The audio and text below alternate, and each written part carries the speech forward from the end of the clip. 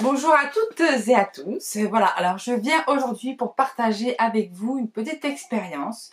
J'ai eu recours à des séances de laser sur le visage et voilà, je voulais un petit peu vous raconter parce que c'est vrai qu'avant de le faire, j'ai essayé de chercher un petit peu voir un petit peu des avis, des recommandations et j'ai pas vraiment trouvé les réponses à mes questions et les personnes qui l'avaient fait pour les mêmes circonstances que moi. Donc voilà, je voulais vous expliquer un petit peu parce que suspense, un peu suspense, mais ça n'a pas été très facile du tout. J'ai eu une très très grosse réaction, genre apparemment ça arrive à 5% des cas, ou si ce n'est même jamais. Ça m'est arrivé, donc voilà, je voulais vraiment partager ça avec vous. J'ai pris des photos pour vous montrer dans quel état j'étais et pour vous expliquer à quel point je regrette d'avoir fait ça parce que je n'ai vu aucun résultat. Et surtout, j'ai eu beaucoup de désagréments par rapport à ça. Donc voilà, je vous explique un petit peu tout mon parcours. Et voilà, j'espère que ça pourra aider certains ou certaines qui ont envie de faire ça. Et peut-être vous en dissuader. Voilà, la suite dans la vidéo. Alors tout d'abord, c'est une expérience que j'ai faite chez mon dermato, enfin ma dermato.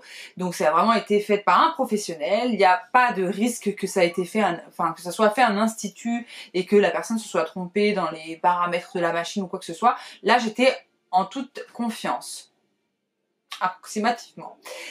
Du coup, voilà. Pourquoi je me suis lancée dans cette expérience-là? J'ai toujours eu des pores relativement dilatés, une peau mixte, donc dans tous les cas, vraiment avec le front et le contour du nez. Le nez encore ça va, mais vraiment les joues apparaissent ici avec des pores qui sont relativement visibles.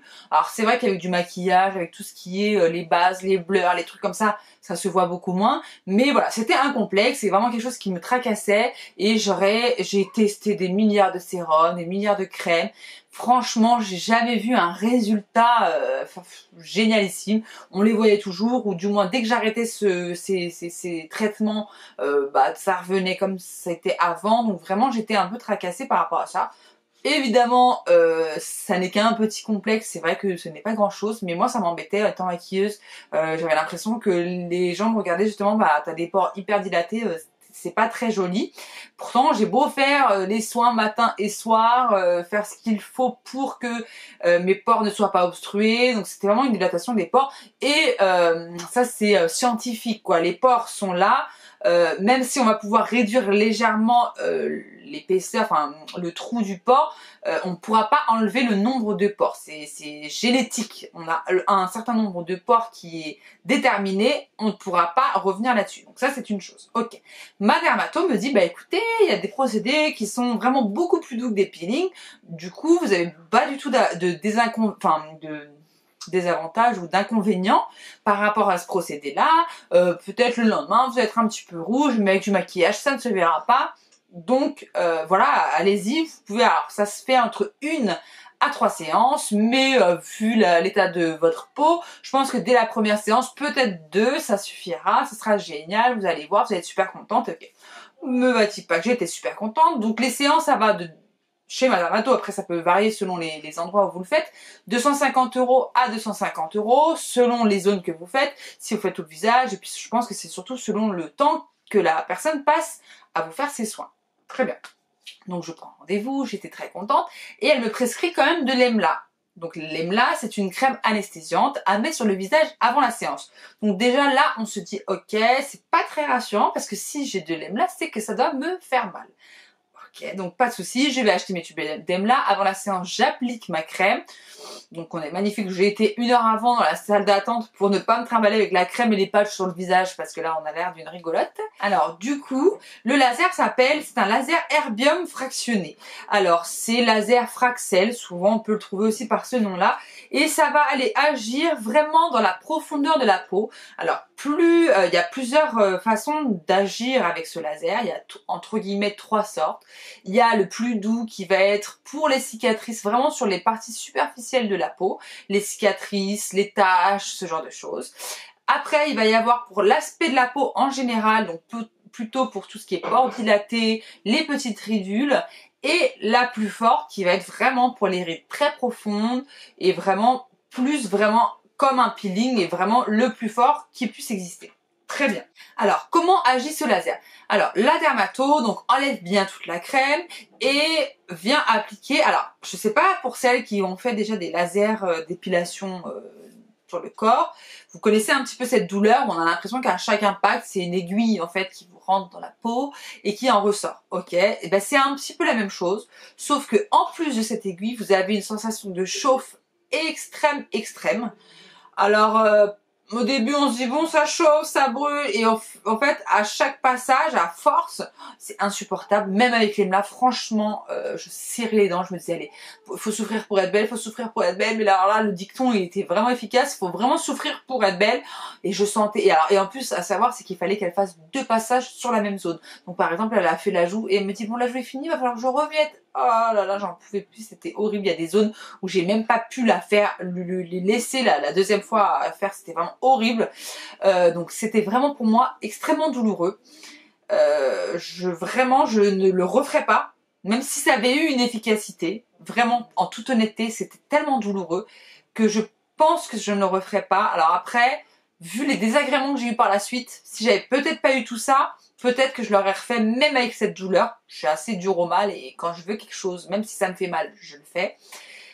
Mais je vais vous expliquer ce qui m'était arrivé et du coup je le referai pas. Alors le laser va venir en fait dans les couches de l'épiderme chauffer vraiment beaucoup la peau pour que la peau crée une défense par rapport à cette chaleur et ça va toutes les cellules et tout ça vont venir se booster et ça va faire un renouvellement cellulaire. Voilà, entre guillemets, pour qu'on puisse comprendre globalement, c'est ça le procédé. Donc un peu comme un peeling, où le peeling où on vient faire une agression, entre guillemets, sur la peau, pour qu'après la peau pèle et quand elle va se régénérer, elle soit de meilleure qualité. Et ben là c'est un petit peu la même chose, mais en beaucoup plus doux, parce qu'on va vraiment pas aller venir faire un peeling, donc c'est-à-dire pas enlever toute la peau, mais la régénération cellulaire se fait par en dessous, et du coup après les peaux mortes tombent. Voilà. Logiquement. Sauf que moi, alors je suis sortie, franchement de là, j'étais boursouflée. Alors j'ai pas de photo de juste après. J'étais boursouflée comme si j'avais fait une réaction allergique à quelque chose que j'avais mangé ou un médicament. J'avais le visage mais tout gonflé et j'étais rouge, mais rouge écarlate. Mon visage me chauffait. C'était horrible. Je suis rentrée à la maison. Je me suis dit peut-être que si je mettais une poche de glace sur mon visage, ça va m'adoucir, réduire cette sensation de chaleur extrême sur le visage. Donc je mets cette poche de glace.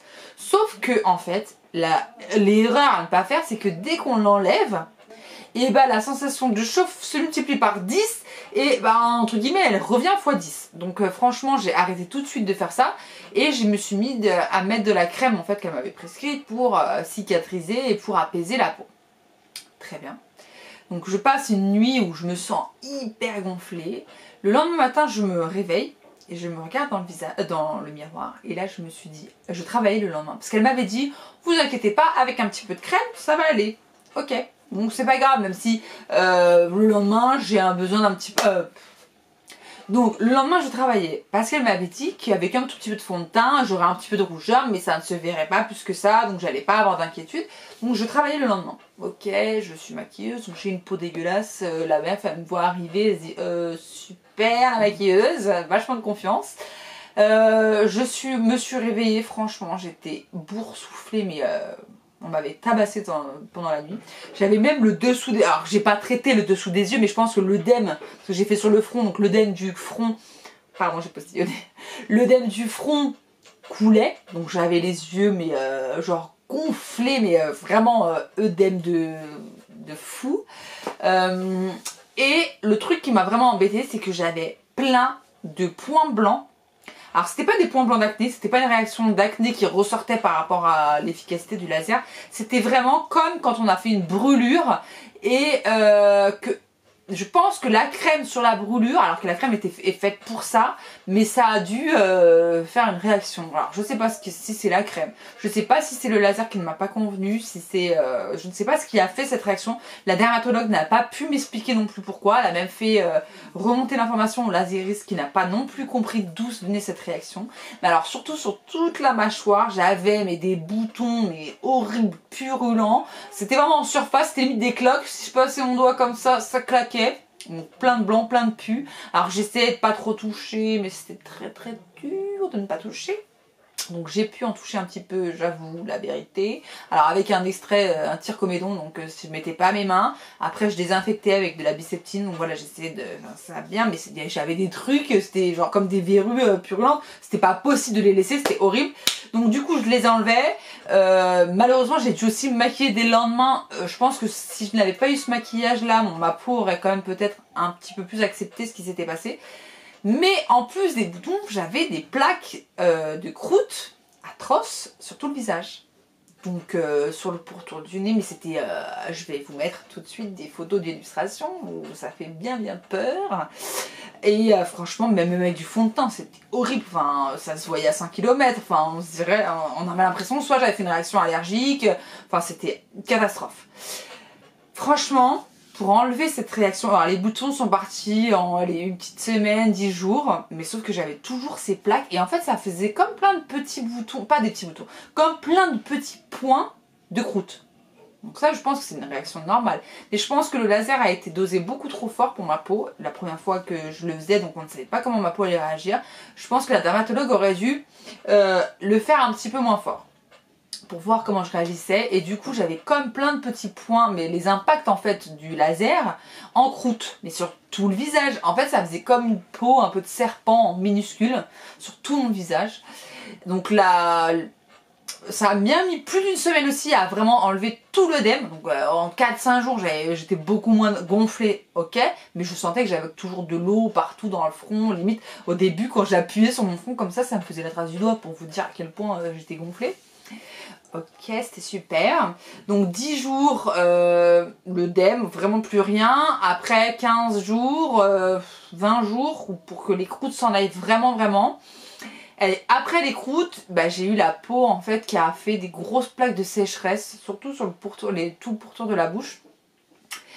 Et là, il n'y avait pas grand chose à faire que d'attendre, en fait, d'attendre que tout ça rentre dans l'ordre. Alors j'ai recommencé à reprendre mes soins, mes nettoyages de peau, et là je faisais un peu moins attention à ce que je mettais sur mon visage, mais il fallait quand même faire attention parce que j'avais quand même la peau qui était encore, pas vif, mais elle était encore très rouge.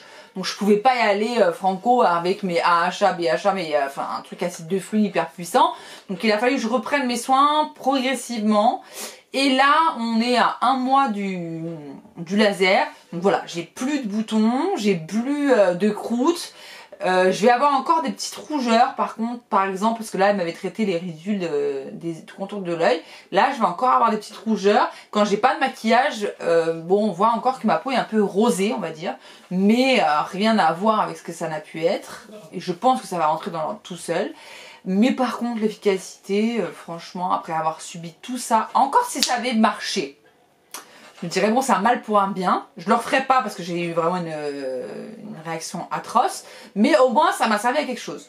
Et là pour vous dire, j'ai vraiment l'impression, après c'est peut-être qu'une impression et d'avoir subi tout ça, ça a été un peu traumatisant, ma peau est pire qu'avant. Je pense que ça n'est pas possible, mais ma peau n'a rien, enfin mes pores sont tout autant dilatés, sauf qu'en plus maintenant j'ai des zones de sécheresse, voilà. Alors je pense que ça fonctionne très bien sur certaines personnes. J'ai lu plein d'articles pour les cicatrices, c'est apparemment génial, même pour les vergitures, ce genre de choses, bon pas sur le visage bien évidemment, mais pour les vergitures sur le corps c'est formidable. Mais je pense que alors, les réglages n'étaient pas adaptés à ma peau. Peut-être que ma peau ne supporte pas du tout même ce genre de procédé, peut-être, mais on aurait dû tester une petite zone. Et voilà, en tout cas moi je n'ai pas du tout toléré ce procédé. Donc voilà, je voulais vous expliquer ça pour vous dire ok ça peut être génial, mais attention quand on fait, c'est pas de la chirurgie esthétique, c'est pas abrasif normalement plus que ça, parce que c'est beaucoup plus doux soi-disant qu'un peeling. Mais moi j'ai une réaction je pense telle qu'un peeling, c'est exactement la même chose, ma peau pelait, c'était l'horreur, franchement je pouvais pas sortir si je voulais pas que tout le monde le grille pendant 15 jours, tu sors pas de chez toi quoi, donc c'est un petit peu chaud. Et bon en plus pour pas du tout de résultat. Alors peut-être que si je faisais 2 et 3 séances et que j'avais pas eu ces inconvénients, ça fonctionnerait peut-être. Je ne remets pas en cause l'efficacité en fait de ce traitement, mais pour moi, première séance, je ne vois pas grand chose, si ce n'est j'ai l'impression que c'est pire. Et vu tous les désagréments que j'ai eu, franchement, je ne le referai pas. Donc voilà, en tout cas, je voulais vous expliquer que le laser herbium, ça n'est pas pour moi. Alors, pour vous, ça peut être super, mais faites attention. Moi, je vous conseille, c'est de demander à votre dermatologue de faire toujours un petit essai sur une petite partie de votre visage pour voir si vous tolérez, pour voir si ça ne vous fait pas trop mal, parce que si vous vous lancez dans une séance, bah, vous n'allez pas dire en plein milieu de la séance on arrête, vous allez les payer quand même, enfin bon, voilà, essayez sur une petite partie. En général les dermatos sont assez cool, ils vous prennent entre deux patients, ils vous font un petit essai, voir comment vous réagissez, voir si vous supportez la douleur, et puis après lancez-vous. Mais moi franchement je ne le referai pas et voilà, moi la seule chose que je peux vous conseiller c'est d'avant de tester quelque chose de nouveau sur votre peau, faire vraiment un essai sur une petite partie du visage pour voir comment ça réagit, si vous tolérez ce nouveau procédé. En tout cas j'espère que ça aura pu servir à certaines d'entre vous ou certains et ça peut quand même vous ouvrir les yeux un petit peu sur aussi tout ce qu'on peut subir de négatif par rapport à des nouveaux procédés. Voilà, je vous embrasse tous très fort et puis on se dit à très bientôt pour des nouvelles vidéos, soit make-up, soit produits, soit plein de choses. À bientôt, ciao ciao.